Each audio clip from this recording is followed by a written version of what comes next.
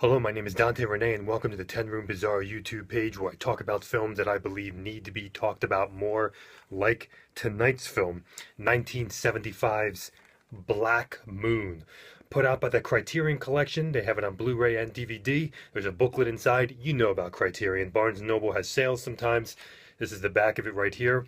Never knew about this film whatsoever, but during one of Criterion's 50% off sales or something, I was just going through all of their titles, looked at the synopsis for this title and said, you know what, I need to get this film. And that was a couple years ago.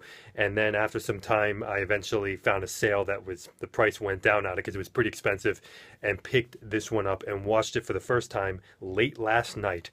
And it was such an unbelievable experience. This is 1975's Black Moon. Here it is, folks. What a cover. Wow. This is a surreal cinematic experience. It has been compared to a kind of a fever dream, a daydream. It is a fascinating film that is the story of a young girl, a young British girl, and her journey through about 2 days.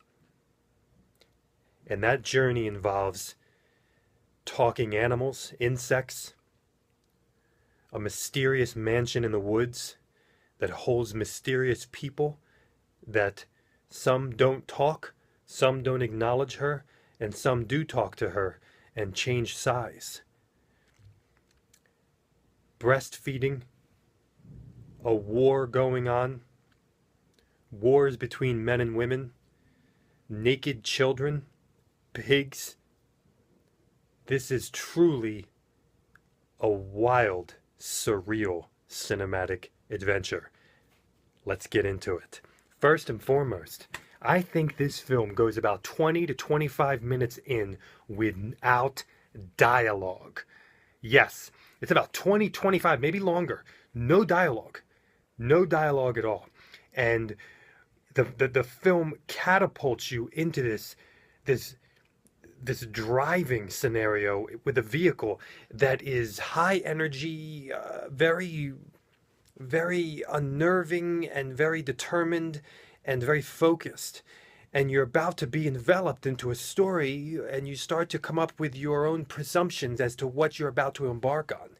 And then as the movie goes on and on and on, those presumptions just get shattered. And I think the big shattering happens, probably about 15, 20 minutes in, when you realize that you are behind the wheel of an out of control vehicle that is going to be leaving your consciousness and going into a realm of subconsciousness and imagination and the mind and the feeling and the vibe, and out of your logical world as you know it. So sound in this film is very interesting. There is not a score per se. There are a few atonal sounds that happen throughout this film that are quite jarring, quite oppressive, and quite unnerving, and very atmospheric. We also have very little dialogue at times. And we also have piano playing, possibly by someone who's not human. And also piano playing from one of the characters in the film in a very, very odd environment. Live piano playing that also has a very odd audience and some singing. This is there even seems to be a made-up language in this film as well. So the sound design for this movie is quite unnerving, quite oppressive, quite surreal. And when we go into the cinematography for this film, that first 15, 20 minutes, or, that involved driving, maybe the first 5, 10 minutes actually, the angles, I've never seen anything like it with a vehicle driving. I've never seen angles that were filmed in this particular way. Quite impressive. Angles from the side of the car, almost like the camera was to the left of the car, to the right of the car, like on the road. Very high energy. And Beautiful cinematography in this film, absolutely beautiful. I mean, we are really just on a country road, and then out in a wooded country, and a wooded country mansion home, which I believe was the director's home, so I read in here. um, and and then the rooms of the home and the hallways of the home. This film really gave me some vibes of the story The Secret Garden, and even a little bit of Alice in Wonderland.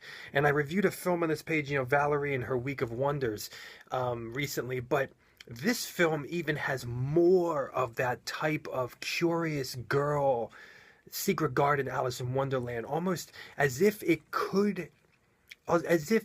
the girl has the tone of a children's story, but she is so obviously not wrapped up in a children's story whatsoever.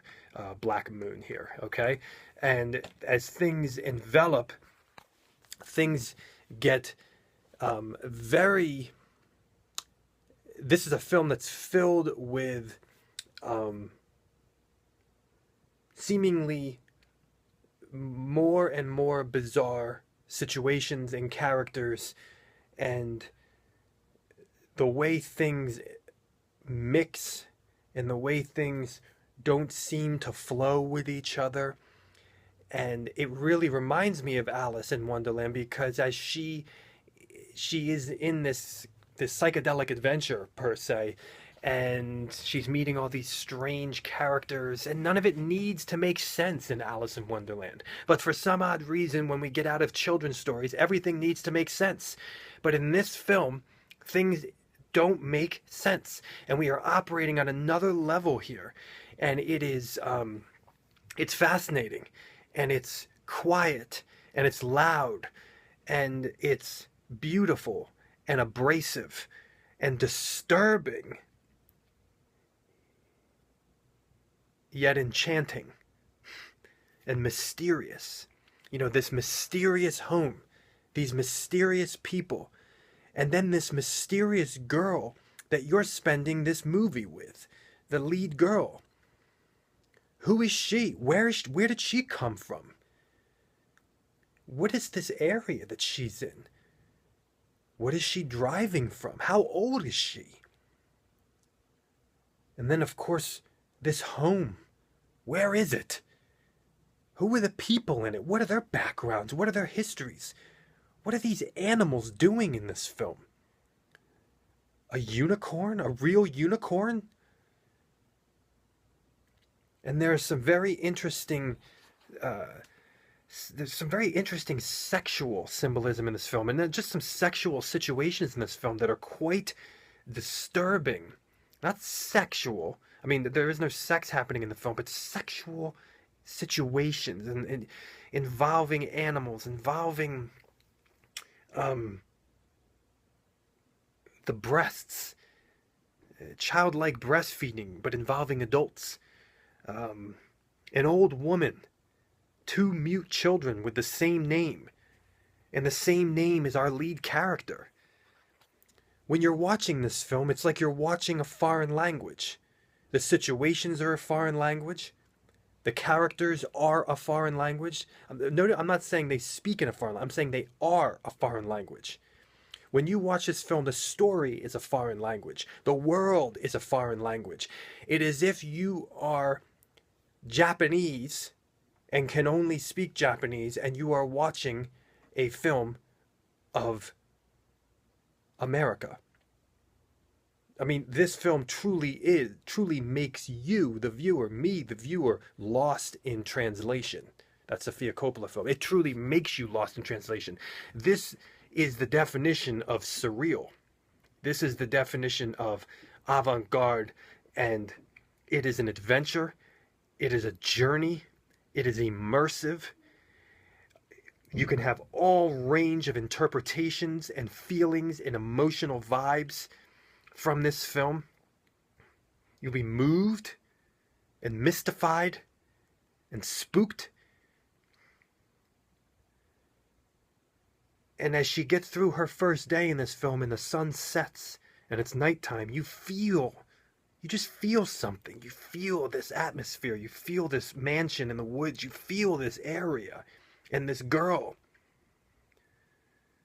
and a new day. What is happening? What is happening? And yet it operates on a completely different level, beyond what you know to be logic. And as this girl starts to calm down a little bit, your lead girl that you're with in this film, as she starts to calm down a bit and try not to figure everything out, or maybe she's starting to figure something out, you start to realize, am I figuring this out as well? Or should I start to calm down? And the closing scene of this freaking film, the way that it still frames, the way that it leaves you, the viewer, holy crap. You know you're in for a ride from the opening credits of this film. That's all I'm going to say. In silence.